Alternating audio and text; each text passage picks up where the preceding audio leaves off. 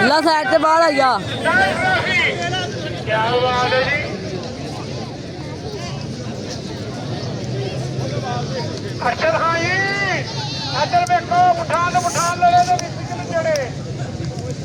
ਅੱਜ ਪਤਾ ਲੱਗਿਆ ਲੱਗੇ ਪਾਖੇ ਦੇ ਸੂਰ ਵਾਲਾ ਰਾੜਾ 2000 ਰੁਪਏ ਮੰਗੀ ਇਹ ਦੋਵੇਂ ਪਠਾਨ ਕੋਲ ਅੰਦਰ 2000 ਰੁਪਏ ਮੰਗੀ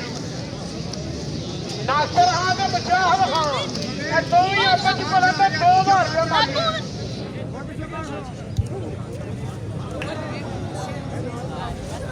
ਜਾਨਾ ਕਹਿੰਦਾ ਮੇਰੀ ਕੋਈ ਗੱਲ ਨਹੀਂ ਦੇਖੀ ਉਸੇ ਤਰ੍ਹਾਂ ਵਧੀਆ ਜਾਨ ਹਾਂ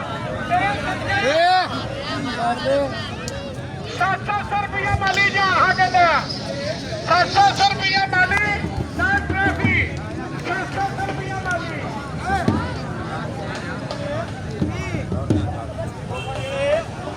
ਅੱਛਾ ਜੀ